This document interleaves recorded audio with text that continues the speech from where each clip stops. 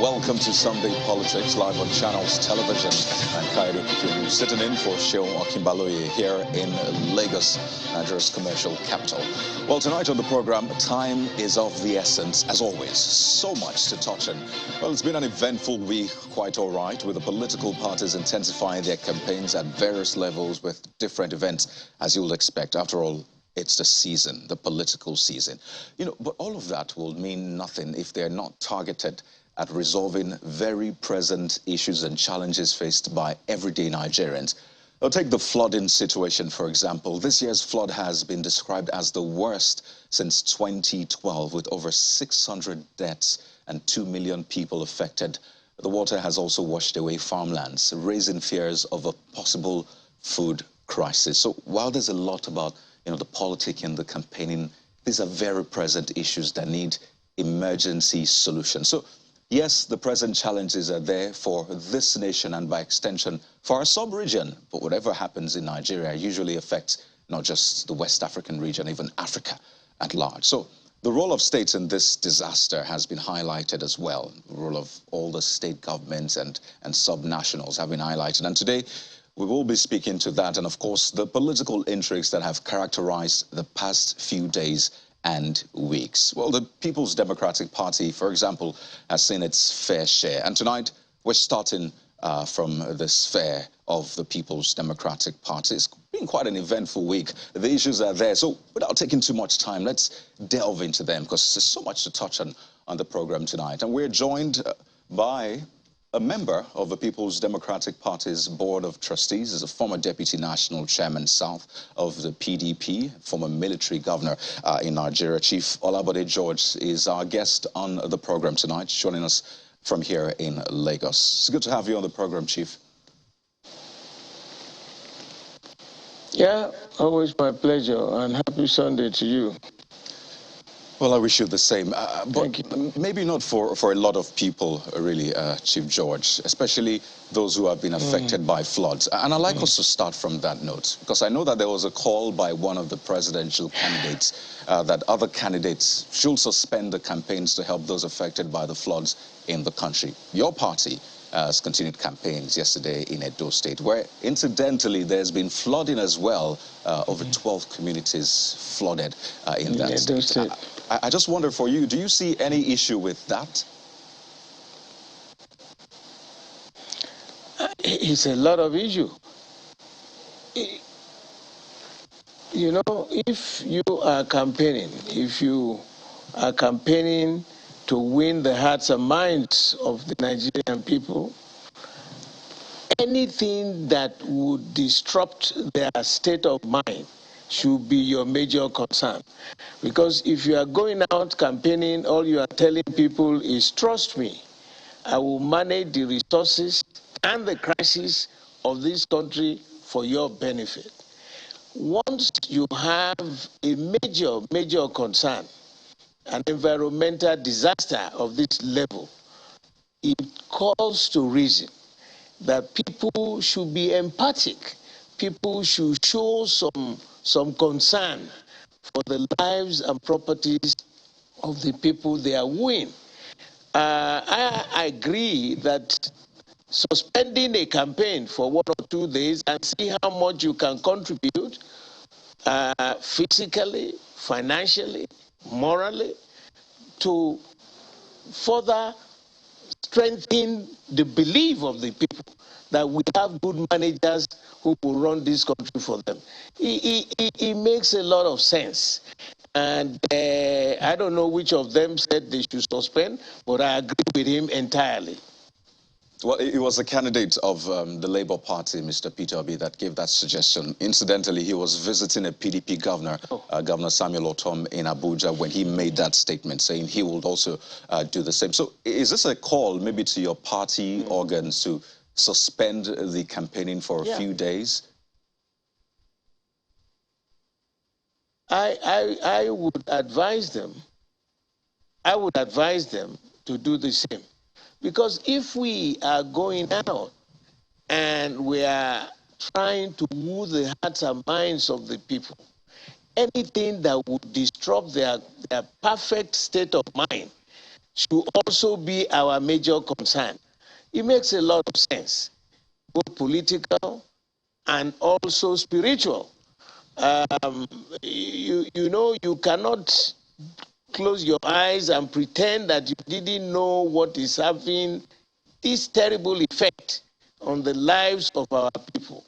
I will plead with our party, the managers, to please suspend it and also key in morally the contribution to NEMA, whatever advice they will give those in government, and do something so that it will be impactful on their mindset that this party has so much sympathy and concern, not only to take their votes, but to give something back to them. And, you know, politics as against politricks.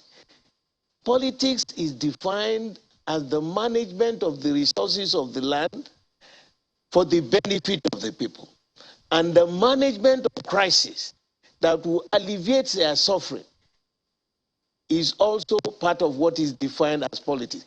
Anything out of this premise, is called politricks.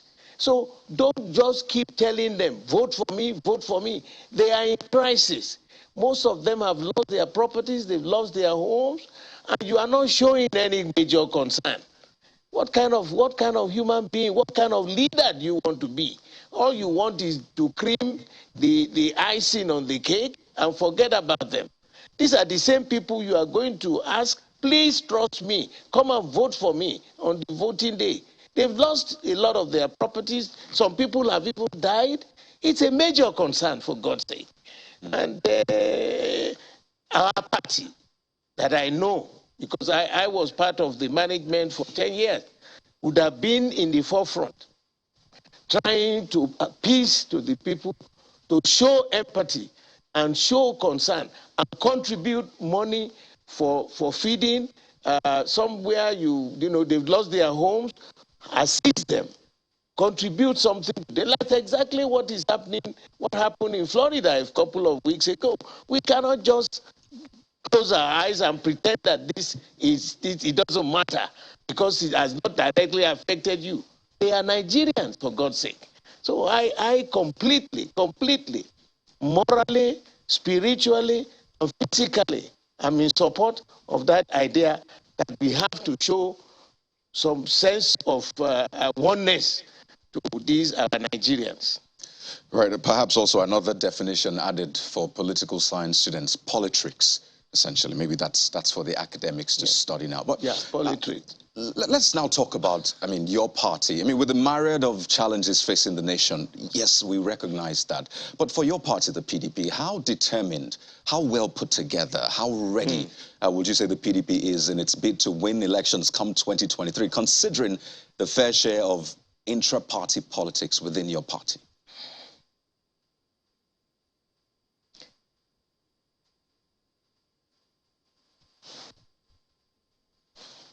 Okay. I'm not sure you got that. I don't want to.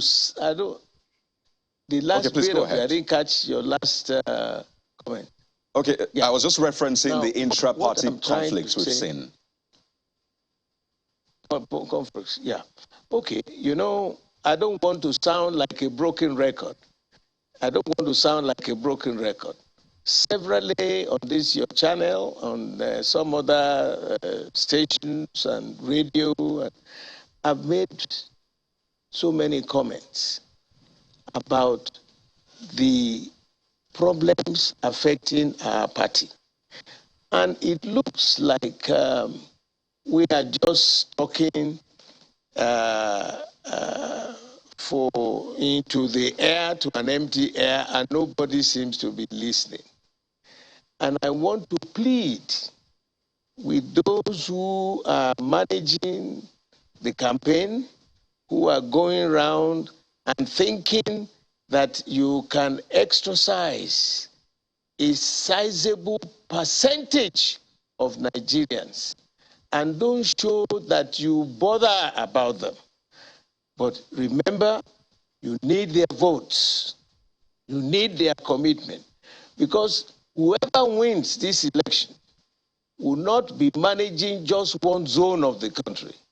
He will be managing the entirety called Nigerian. And if at this starting point you show no regard for them, you show no regard for their needs, you show no regard for their concern, I call it politics and not politics. A politician should be able to address every nook and cranny of the country, convince all the tribes, no matter how minority they are, to convince them that you will be a nationalist leader, a leader that will carry their broad burden on your head and will be able to manage our resources, because you see, this is a beautiful country. I have traversed the length and breadth of this beautiful Nigeria. There is no part of this country that is not blessed. You are telling them, trust me, I will manage the resources of this land for your benefit. But I want you to trust me. I want you to vote for me. First of all, they ask, what kind of man are you? What have you done in your life? How can we trust you? What have you done with the ones you had done before? So these questions will go up and down to convince them. Card-carrying members, yes. But what about the majority of non-card-carrying members? The electorate, the will of the people will be respected. More so now that the procedure of electioneering, the new INEC procedure, has taken us from the doldrums of Stone Age. We are now on the high-tech age, where as you are voting, people at home can monitor the results once you can key in. So it is not business as usual. You cannot discountenance anybody. And that is what seems to be driving our party. And I want to appeal. You know, if you look at it, the elections will come. The first elections will be end of February. Right. This is end of October. We still have a little bit of window. 24 hours, they say in politics, is a very long time.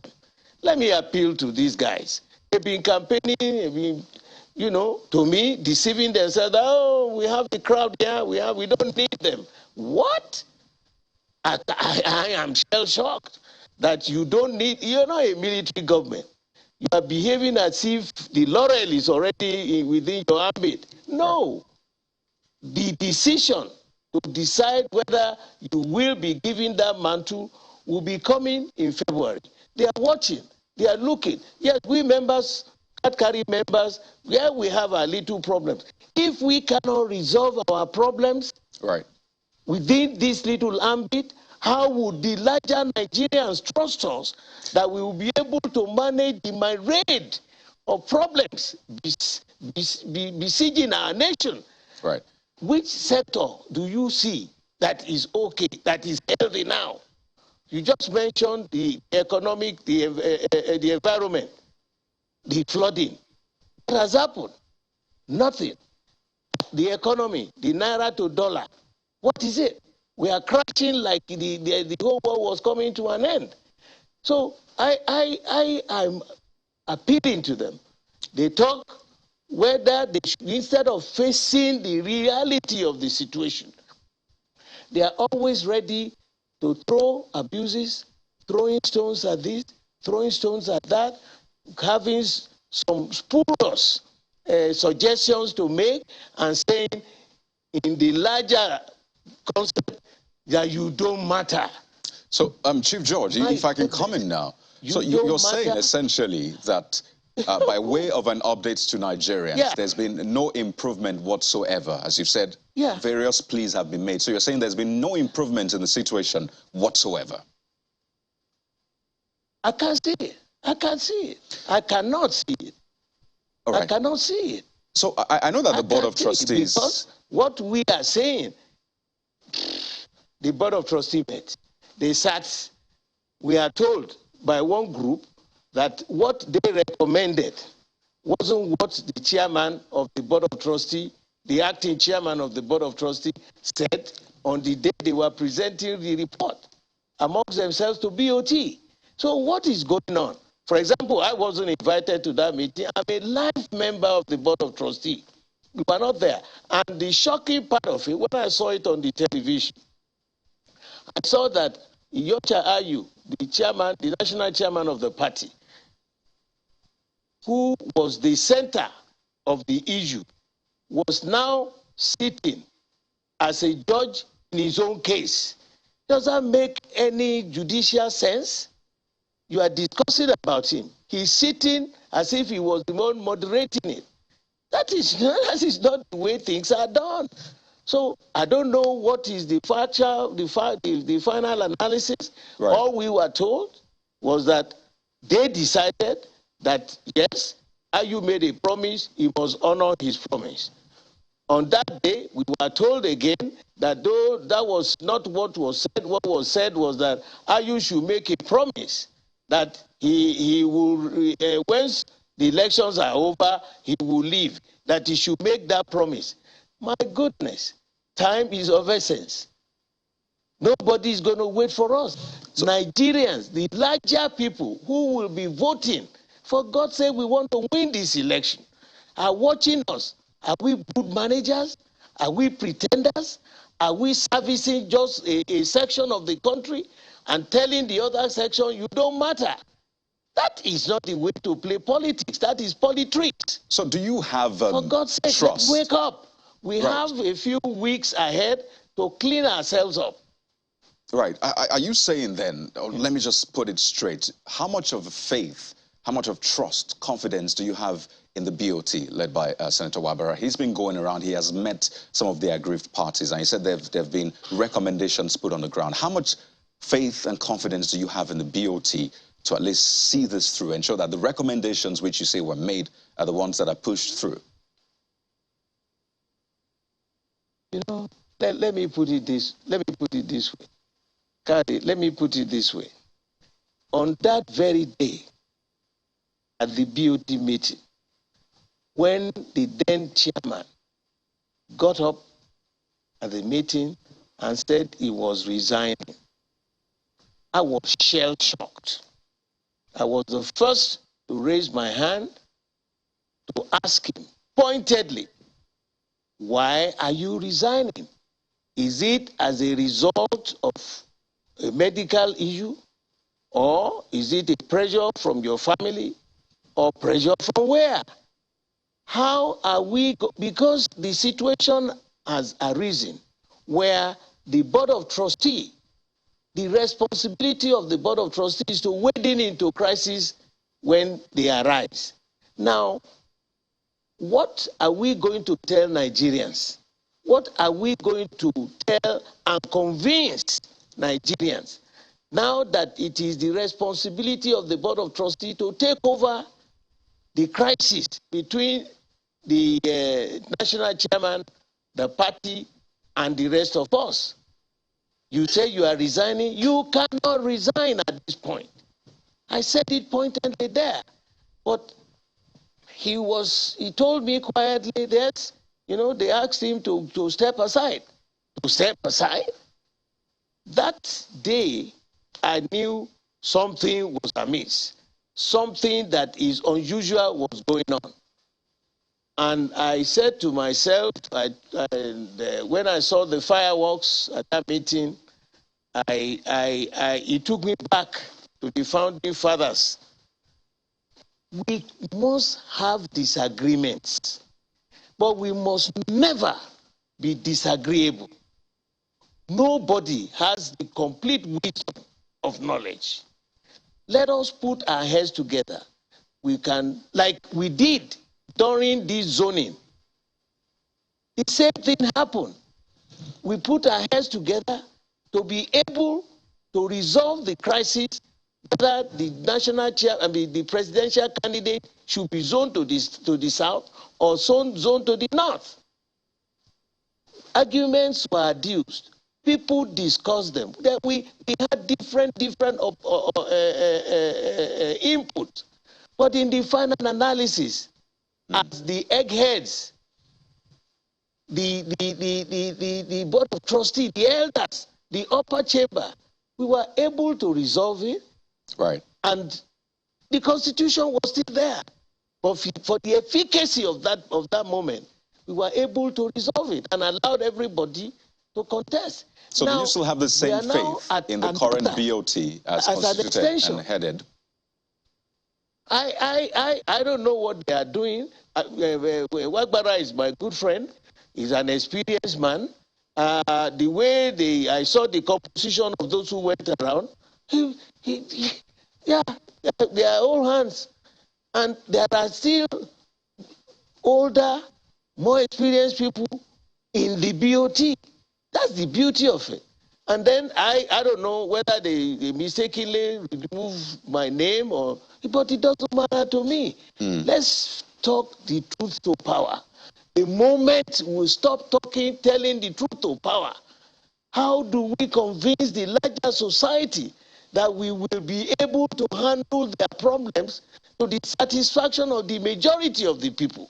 Right. I am getting really, really miffed, and I don't want to use the word angry, but it is dementing everything that I have stood for in my life.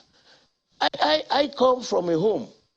My great-granduncle was the first Nigerian politician. What he left as a principle, Papa Herbert Macaulay, was that justice, fairness, and equity must always be a tripod on which you must practice. So what are we doing now? There is nobody you can discountenance. Once he's a Nigerian, you must take care of him. You must listen to him. Well, Chief Judge, now, quite a number of issues. In fact, I am afraid. Right. You can land on that point, please. Yeah. Yeah. What I'm trying to say is that I want us, for God's sake, to continue to talk. All right. To harmonize. Speaking of the next line of action. Nobody is a fool. Yes. Right. Speaking of the next line of action, I know there have been calls for some NEC meeting to hold, perhaps to deliberate on the report by the BOT. How do you expect this to go? Because you've said that you essentially don't want and Senator Ayu to preside over, to be judge and jury in his own case. So how does the G5 and you, how do you want this to be resolved, essentially? Now they went, I think they met with Governor Wike. Governor Wike is not the only one on this track. Governor Wike, yes, is one of our governors, but he's not the only one. I would have expected the art committee to have gone around all the other elders to listen to their input and see. I accept, and I'm on the same page with what Wike is saying. But Governor Wike handles River State. I am a bona fide Lagosian. I am a Yoruba man, thorough-bred Yoruba man, the Atono Odua of Yoruba land. What we are saying in the distribution of all this, how would I go on board any rostrum to campaign that this our candidate, this is what we are going to bring home to you? They are telling me, wait until after election. Does that make any political sense? That in my Yoruba parlance, they say, Kosi Oboni Dorimo. The Dore monkey has already started wearing dresses. There's no boy in Idori. So let us give us what we can take home. Right. To show our people that we still have this sense of belonging. Number one, we have a candidate who is APC candidate, who is from my own extraction.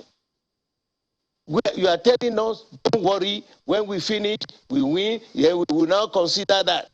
Whom are you going to tell that? In this modern age, give us what you want to give us. Like they also say in my local palace, in Kote Yebaje, Magbefo. I can see it. And you are trivializing it, you are trivializing it and thinking it doesn't matter. My goodness, what doesn't matter? Well, now that you've brought in Lagos... The truth is the truth. Right. Now that you've brought in Lagos, there's so much going on in Lagos Yeah. as well. I mean, Lagos, which you say is so dear to you. No, You've said sure. that you're on the same page with Governor Wike. But It is. I wonder what the fate of your dream of the PDP winning the governorship seat in Lagos will be or is, with Governor Wike endorsing Governor Sanwo-Olu for a second term. Are you on the same page with Governor Wike on that one? You know, when Governor Wike came to Lagos, it is true that he was invited by his colleague, you know, to come and share some program. We were not invited. I think the governor of Lagos State too had been invited to Rivers to commission one of his projects. So one of our officers came around to me and said, sir, did you hear what Governor Wike said?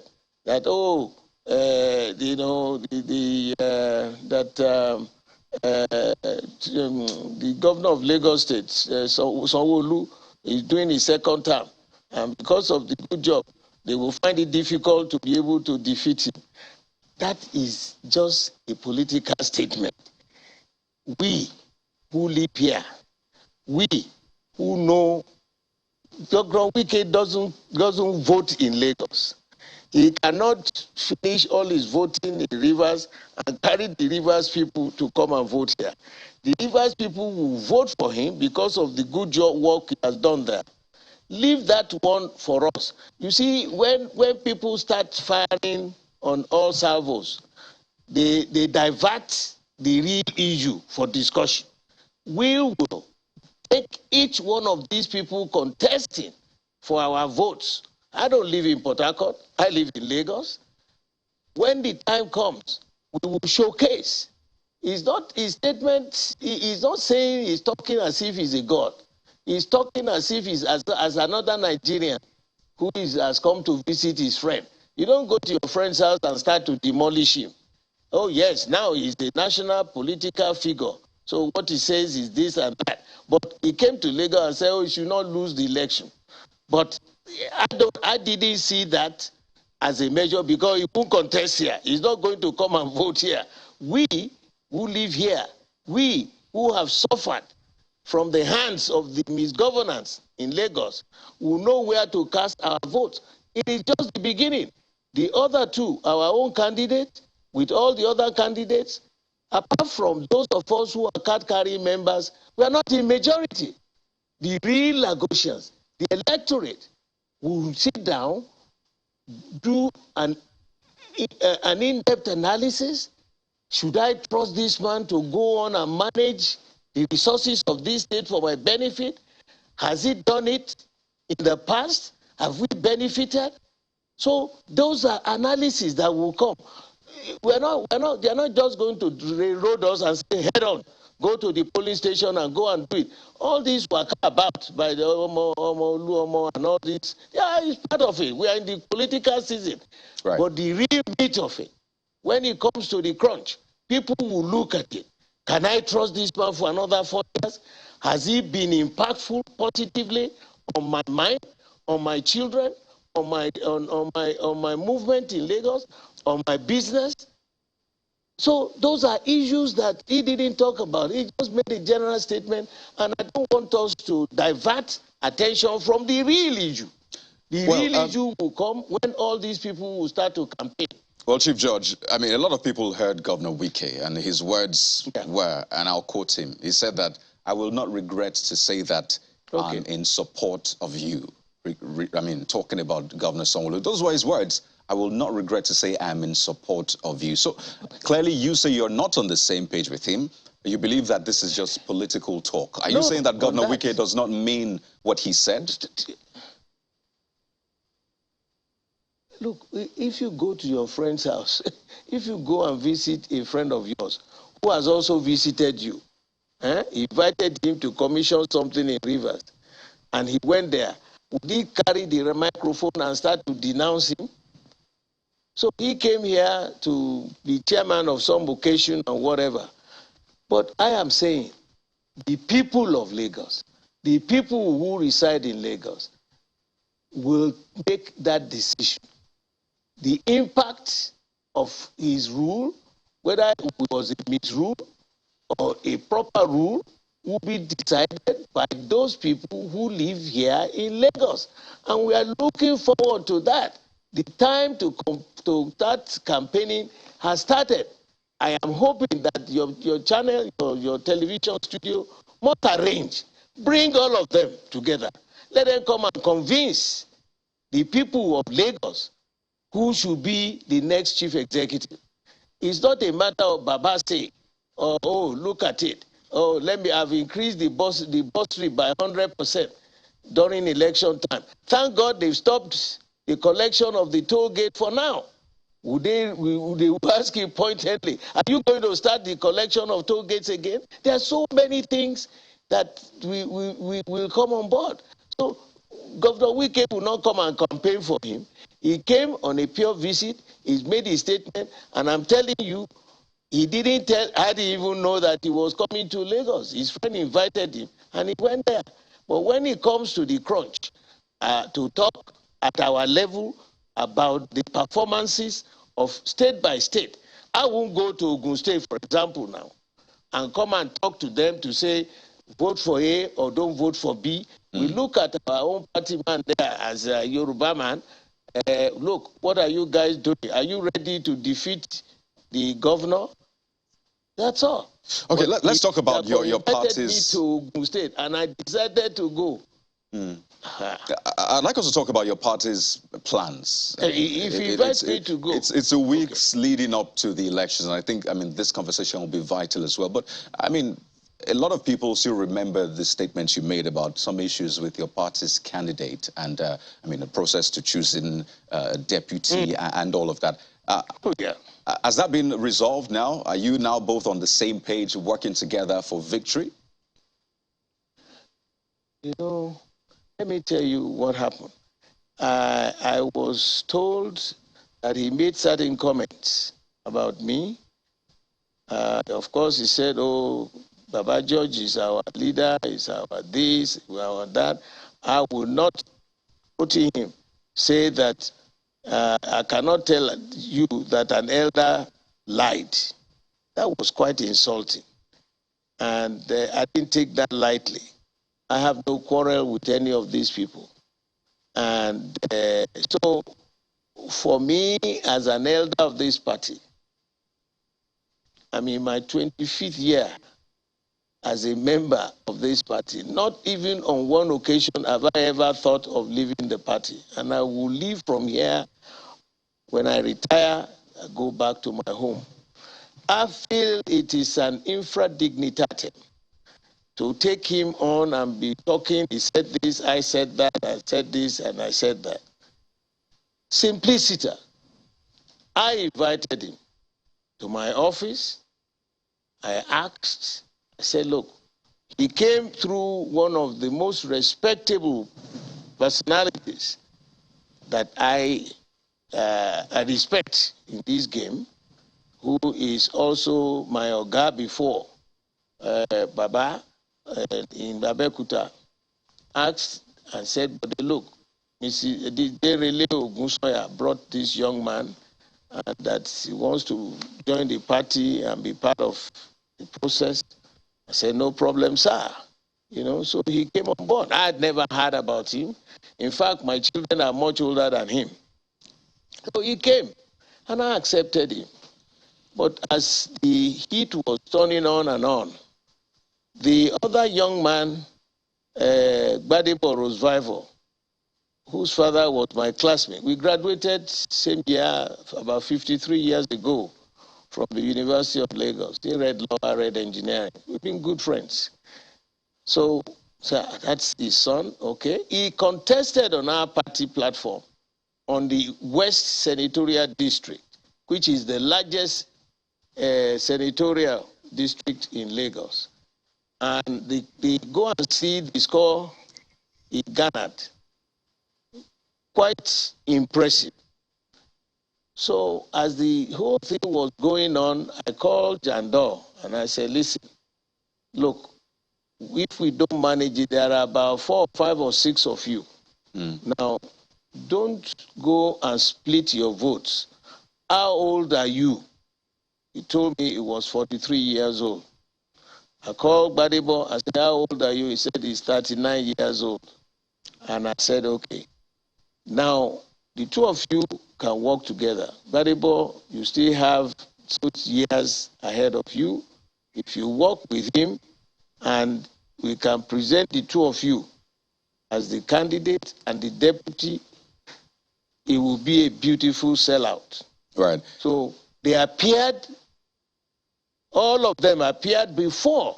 Well, Chief Judge, I hate to break this. I hate to break in just to tell you that we're winding down in 60 seconds. Pardon me, just to give you heads up. Okay. Yes. 60. Okay. Let me quickly round it up. Right.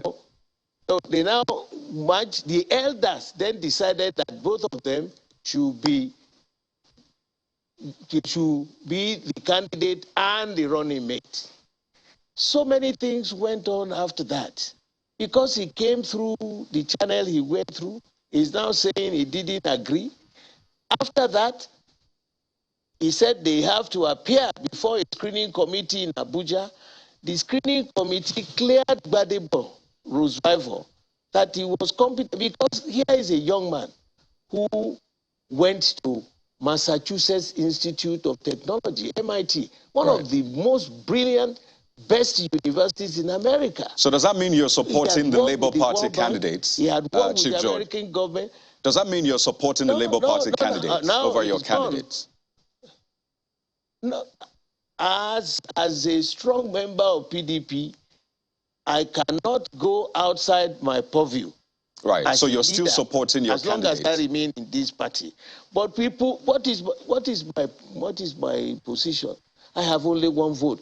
The issue will be for the Lagosians. So listen to them. I will still vote because I'm a PDP, but the Lagosians will take their decision. And we have to anchor at this point, Chief. And spin, what you could have, could have quickly learned. Okay. Like Liz Truss said, accept the mistake you made, because you accepted it, and then you are now saying, oh, you didn't do it. Well, Chief George, we have to run now. I know it's always quite interesting speaking with you and getting the backstory, but we need to go. We'd like to thank you so much for your time on the program tonight. We'll be speaking with Chief Bode George, a member of the PDP's BOT and former Deputy National Chairman South of the PDP. Thank you so much for your time, sir.